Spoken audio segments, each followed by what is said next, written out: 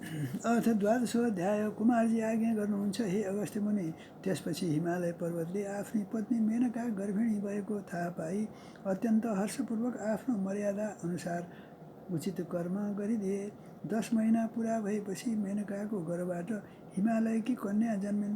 ती कस्ती कन्या थिइन् भने 1000 सूर्यको तेज जस्तै तेज भएकी, रक्तवर्ण र कोमल अङ्ग एवं परम सुन्दरी, पद्मपत्र जस्ता नेत्र भएकी, 32 लक्षणले युक्त कन्या जन्मेकी देखेर हिमालयले वशिष्ठ प्रभृति ऋषि र ज्योतिषीहरूलाई डाक्न पठाएर विधिपूर्वक न्वारान गराए। अनि वशिष्ठ प्रभृति ऋषि ज्योतिषीहरूले विदा हुने बखतमा भने, हे हिमालय, यस बालिकाको नाम पार्वती राख्यौँ। गिरिराज, तिमी धन्य रहेछौ। यी बालिकाले श्री महादेव स्वामी पाएर 14 भुवनकी स्वामी हुनेछन्। समस्त पापी र दुष्टहरूको संहार गर्नेछन्। तिम्रो श्रद्धा भक्तिले हामी सन्तुष्ट भयौँ। अब आज्ञा पाए आफ्ना आश्रममा जाने थियौँ। यति वशिष्ठ आदि ऋषि ज्योतिषीहरूले त्यस्तो भनेको सुनि हिमालय पर्वतले प्रसन्न भई नाना मणिमाणिक्य सुवर्ण द्रव्यादि दक्षिणादि प्रणाम गरेर विदा दिए। अनि समस्त आगन्तुक र वशिष्ठ प्रभृति ऋषि ज्योतिषी आफ्ना आश्रममा गए।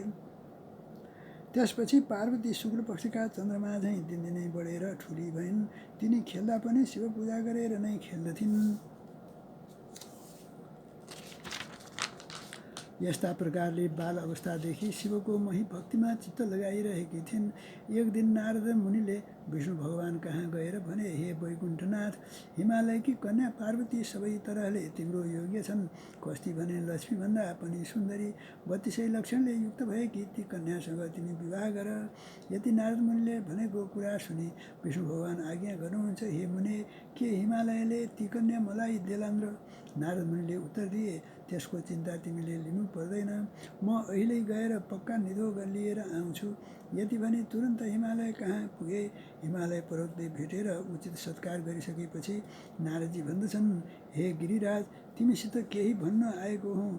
तिम्री कन्या पार्वती वैकुण्ठनाथ विष्णुलाई देऊ।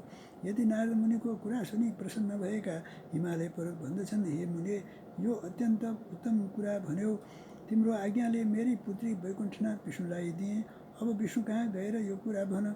यति हिमालय पर्वतले भनेपछि नारद मुनि वैकुण्ठ गएर हिमालयसित भएको सबै कुरा सुनाए। अनि हिमालय पर्वतले आफ्नी कन्या तिमीलाई दिन्छु भने। यदि नारद मुनिको कुरा सुनेर विष्णु प्रसन्न भएर, हे नारद, तिमी धन्य रहेछौ।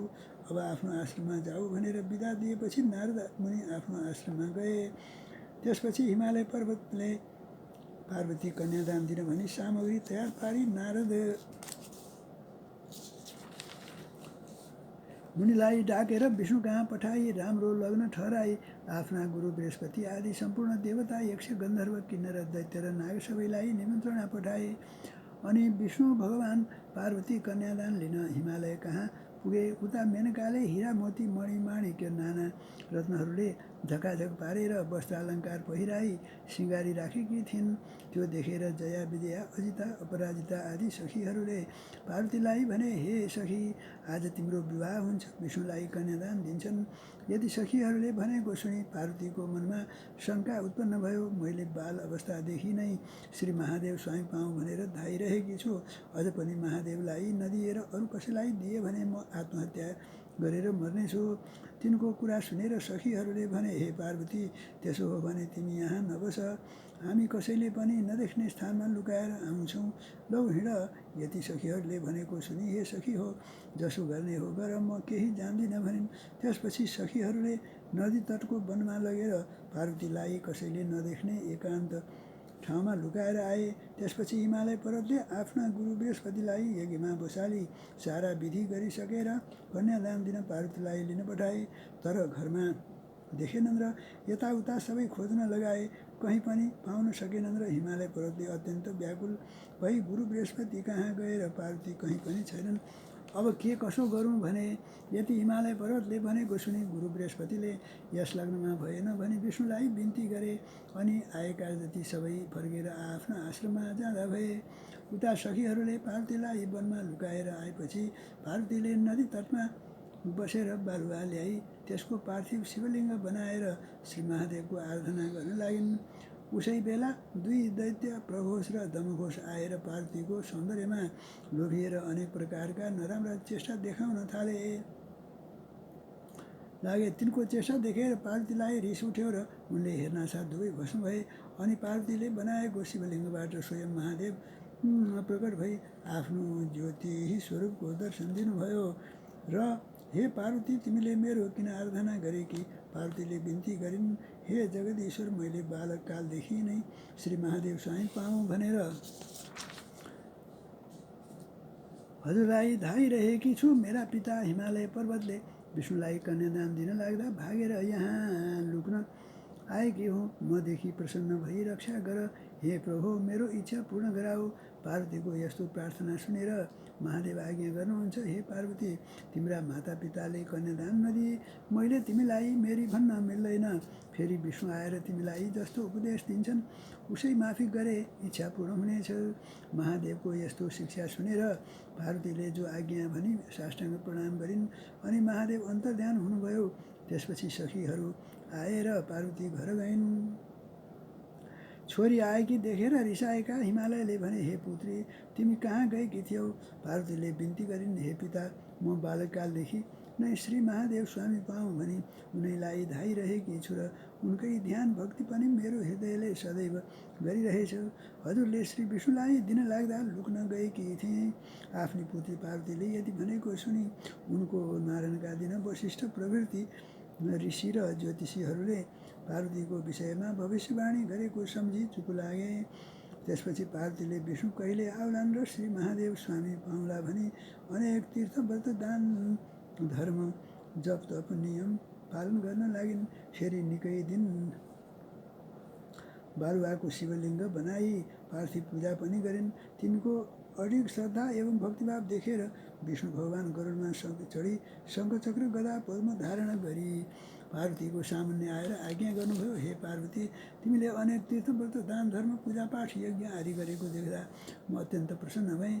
तिम्रो मनमा जे इच्छा छ सो वरदान माग, म दिन तयार छु। विष्णु भगवानले यस्तो आज्ञा भएको सुनि पार्वती बिन्ती गर्दछन्, हे ईश्वर, हे परब्रह्म परमात्मा, मलाई केही वरदानको इच्छा छैन, केवल महादेव स्वामी प्राप्त हुने वरदान बक्सियोस्। पार्वतीको यस्तो प्रार्थना सुनि विष्णु भगवान आज्ञा गर्नुहुन्छ, हे पार्वती, तिमीले परिश्रम साथ गरेका यी तीर्थ व्रत दान धर्म व्रत उपवास भन्दा पनि एउटा अति उत्तम र गोप्य कुरा भन्दछु। तिमी एकचित्त भएर ध्यानपूर्वक सुन। श्री स्वस्थानी परमेश्वरीको व्रत गर। त्यस व्रतको प्रभावले जगदीश्वर श्री महादेव स्वामी पाउनेछौ, यसमा शङ्का छैन। श्री विष्णुले यति आज्ञा भएको सुनि पार्वतीले फेरि बिन्ती गरिन्, हे ईश्वर, त्यस व्रतको विधान के हो र त्यसमा के गर्नुपर्दछ, यो सबै विस्तारपूर्वक आज्ञा गर्नुहोस्। पार्वतीको प्रार्थना सुनि विष्णु भगवान आज्ञा गर्नुहुन्छ, हे पार्वती, पौष शुक्ल पूर्णिमाको दिनदेखि व्रत आरम्भ गर्नुपर्दछ। एक दिन पहिले नै हात खुट्टाका नङ काटी स्नान गरेर पवित्र भई एक भक्त रही एकचित्त गरी नित्य मध्याह्न कालमा श्री महादेवको पूजा गर्नु र 1 महिनासम्म अर्थात् माघ शुक्ल पूर्णिमाको दिन 800 रोटी, 800 अक्षता, 800 बेली पुष्प, 800 कुडका सुपारी, 800 पान र जात जातका फलफुल नैवेद्य आदि सबै वस्तु तयार पारी आरसी अर्थात् तामाको थालीमा ओमकार लेखी गङ्गाजलले स्नान गराउनु र श्रीखण्ड रक्तचन्दन लगाई पीताम्बर वस्त्र पहिराई धूप दीप नैवेद्य कस्तुरी भेटी दक्षिणा चढाई षोडशोपचार वा पञ्चोपचारले पूजन गरिसके स्तोत्र पाठ जप ध्यान गरिसके अर्घ्य दिनु। अनि हे पार्वती, स्वस्थानी परमेश्वरी भनेकी कस्ती छन् भने अष्टाशुच दले स्वेव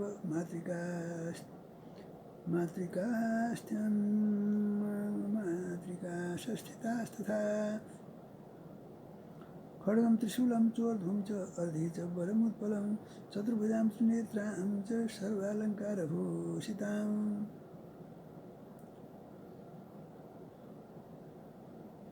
सुवर्णवद् विकासाभा स्वस्थानी जगदीश्वरीम् अष्टदल पद्ममा अष्टमातृका, त्यसमाथि खड्ग त्रिशूल र वर नीलोत्पल हातमा धारण गरेकी, 4 बाहु र 3 नेत्र भएकी, अनेक प्रकारका अलङ्कार पहिरेकी, अनेक आयुध लिएकी, स्फीत वर्णभन्दा पनि